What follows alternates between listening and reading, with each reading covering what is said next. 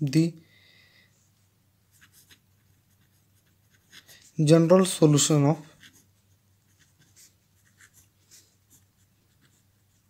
linear differential equation of phi of dy is equal to f of x. आपण ज्या मागच्या video पाहिलेल्या आहेत त्याच्यामध्ये आपण phi of D into Y is equal to 0 म्हणजे ही जी काही टर्म असते ना ती 0 असते, पण ती 0च्या ऐवजी इथं फंक्शन दिलेलं आहे.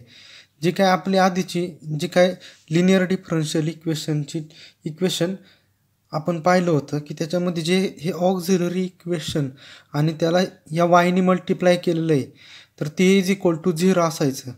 आणि मग त्याला आपण त्याच्यामध्ये काय असायचं की त्याच्यामध्ये असोसिएट इक्वेशन किंवा रिड्यूस इक्वेशन करायचो आपण त्याला, म्हणजे F of X is equal to 0 असल्यामुळे त्याला सोल्युशनला आपण कॉम्प्लिमेंटरी फंक्शन म्हणजे सी एफ म्हणायचो. तर आपल्याला फाइंड आउट करायचं की हे जे अख्खं दिलेलं आहे आपल्याला phi of D into Y is equal to F of X, म्हणजे जर इथं फंक्शन दिलं समजा इथे एक डिफरन्शियल इक्वेशन दिलं तर ते इज इक्वल टू 0 द्यायच्याऐवजी त्यांनी फंक्शन दिलं तर मग त्याचं आपल्याला ॲन्सर कसं काय काढायचं, त्याच्यासाठी कोणत्या मेथड्स आहेत त्या आपण ह्या general solution of linear differential इक्वेशनच्या पॉईंटमध्ये पाहणार आहे.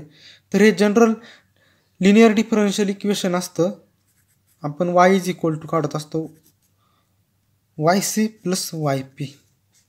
हा जो वाय सी हा कॉम्प्लिमेंटरी फंक्शन आहे, म्हणजे हे कॉम्बिनेशन आहे दोन फंक्शन्स, दोन फंक्शनचे आपण रूट फाइंड आउट करतो आणि त्याच्यावरून आपण एक तर पर्टिक्युलर इंटिग्रल फाइंड आउट करतो आणि दुसरं आहे की कॉम्प्लिमेंटरी फंक्शन म्हणजेच Y C C F find out करतो आणि ह्या दोघांची ॲडिशन केली तर आपल्याला जनरल सोल्युशन मिळतं. मग ह्याच्यातला जो वाय सी आहे कॉम्प्लिमेंटरी फंक्शन आणि वाय पी दिलेलं आहे, तर ह्याचा हे आपण पर्टिक्युलर इंटिग्रल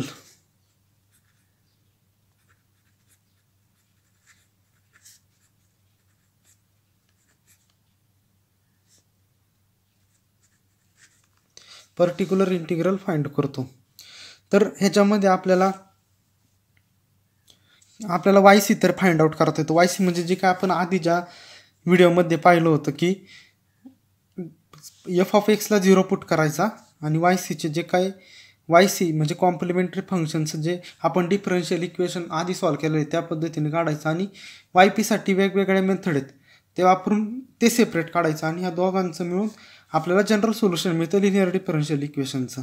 तर आपण पाहायचं आहे की त्याच्यामध्ये एक इनव्हर्स ऑपरेटर म्हणजेच हा जो काही आपल्याला फाय डी दिलेला असतो ना तो जर आपण त्या फंक्शनला म्हणजे एफ ऑफ एक्सला जर आपण डिव्हाइड केला तर तो असतो इनव्हर्स, त्याला म्हणतो आपण इनव्हर्स ऑपरेटर म्हणजे काय की जो काही ॲडेटिव्ह प्रॉपर्टीज असतात, काही मल्टिप्लिकेशन प्रॉपर्टीज असतात त्यांच्यामध्ये एक इनव्हर्स ऑर्डर असतो. तसाच डिफरन्शियल इक्वेशनमध्ये पण इनव्हर्स ऑर्डर आहे, म्हणजेच आपण जर या फाय ऑफ डीनी जर एफ ऑफ एक्सला जर डिव्हाइड केलं तर y is equal to F of x आपण फाय डी हे आपल्याला मिळेल. म्हणजेच हा इकडं डिवाइडला गेला तर ह्याला 1/5D म्हणजे जो काय आपण डिवाइड करणार आहे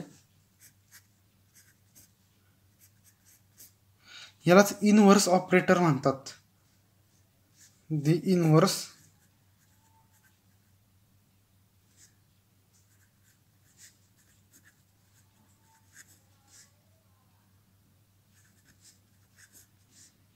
ऑपरेटर आहे आणि त्याचं हे सिम्बॉल आहे 1/5D symbolic expression for the particular integral.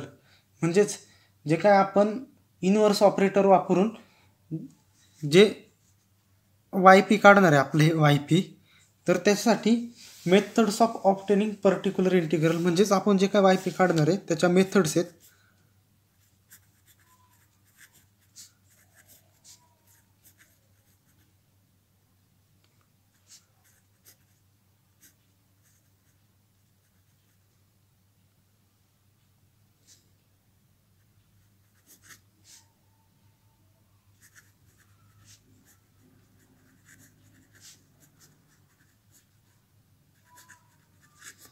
तर त्याच्यातली जनरल मेथड, पहिली आहे जनरल मेथड,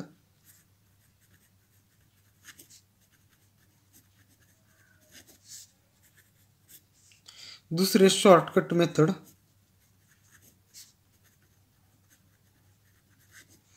आणि तिसरी आहे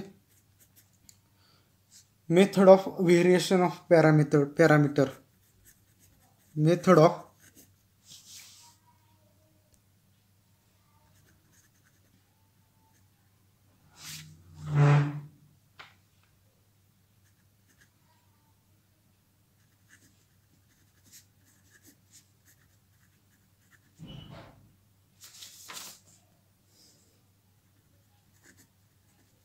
तर त्याच्यातले आपण सुरुवातीला पाहणार आहे की जनरल मेथड म्हणजे काय. तर ही सगळ्यात म्हणजे हार्ड मेथड आहे. हार्ड म्हणण्यापेक्षा मेथड हार्ड नसते, ती कॉम्प्लिकेटेड आहे फाइंड आउट करण्यासाठी.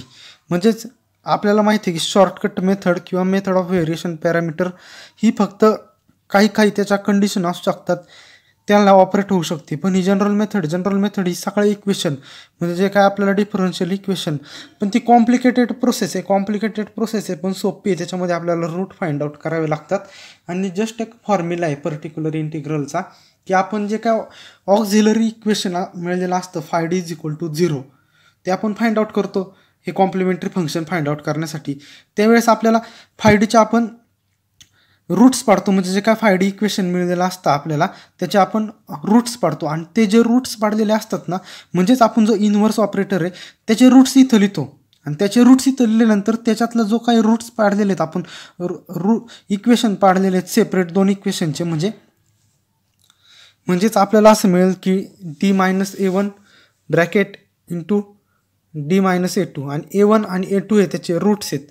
मग आपल्याला जो काही त्याचा a1 असणार आहे तो e⁻ फॉर्ममध्ये लिहितो. मी दाखवतोच तुम्हाला कसं काय जनरल मेथड फाइंड करायची. तर जनरल मेथडचं प्रूफ दॅट आहे. तर तुमच्या काही सिलेबसमध्ये काही थेरम किंवा प्रूफ दॅट हे काही एक्झामला काही येत नाही, डायरेक्ट आपल्याला त्याचं ॲप्लिकेशन यूज करायचं असतं. त्याच्यामुळं मी डायरेक्ट फॉर्म्युला लिहून देतो. yp = म्हणजेच पर्टिक्युलर इंटिग्रल 1/d-m, m हा रूट आहे ऑक्झिलरी इक्वेशनचे इंटू f(x). तर हा जो काय आपण वापरणार आहे की ह्याचं आपल्याला पर्टिक्युलर इंटिग्रल फाइंड आउट करायचं, म्हणजेच e⁻mx integral of e⁻−mx f(x) into dx हा आहे पहिला, म्हणजेच d-m असताना आणि 1/d+m टू f(x), म्हणजे जरी तर प्लस साईन असेल तर फक्त हा मायनस हा बाहेर येणार mx आणि जी इंटरनल टर्म आहे तिला साईन नसणार आहे f(x) इंटू dx. हे दोन फॉर्म्युले वापरायचे ते आपल्याला फाइंड आउट करण्यासाठी. आता जर हा m आपल्याला माहिती आहे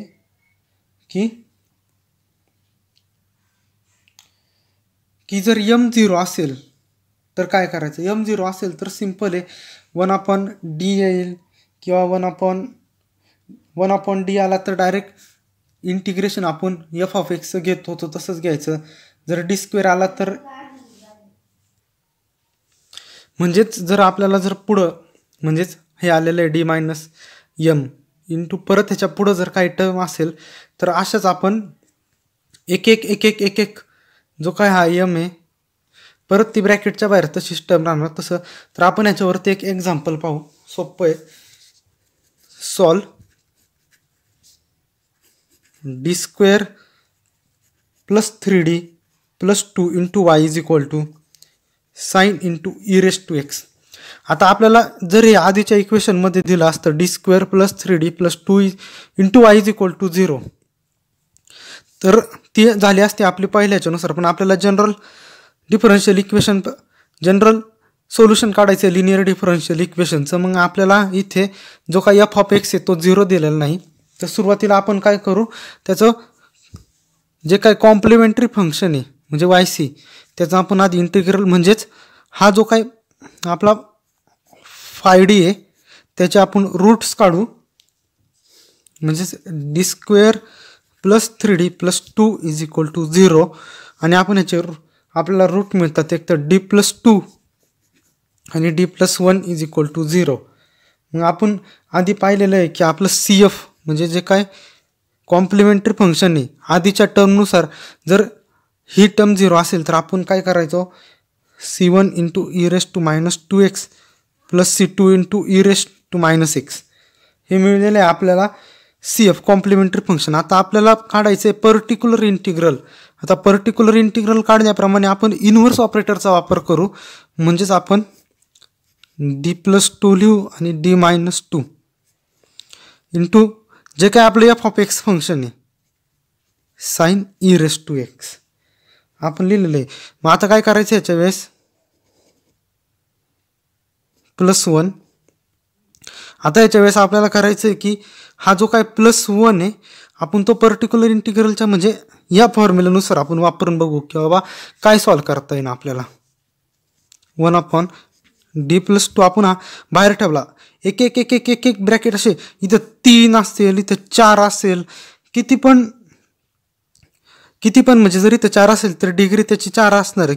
किती पण ह्याचे ब्रॅकेट असू दे रूट्स असू देत आपण फक्त एक एक एक एक एक एक एक एक अप्लाय करून त्याला रिड्यूस करत जायचं म्हणजेच याचं येणार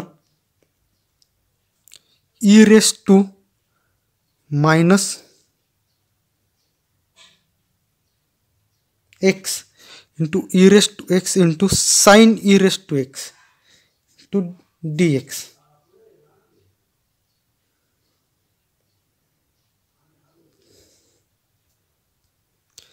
आणि आपल्याला ह्याचं डायरेक्ट इंटिग्रल माहिती आहे काय येणार आहे ते म्हणजेच 1/d+2 to minus e⁻x minus cos e⁻x हे याचं येणार आहे. मग आपण हा प्लस वापरूया ह्याच्यामध्ये परत इंटिग्रल सॉल्व करताना म्हणजेच इथे येणार e⁻⁻2x to e⁻x cos e⁻x dx. परत हे काय cos e⁻xचं आपल्याला इंटिग्रल माहिती आहे काय येणार आहे आता अख्ख्या टर्मचं म्हणजेच येणार e⁻⁻2x इंटू sin e⁻x हे आपल्याला मिळलेलं आहे पर्टिक्युलर इंटिग्रल.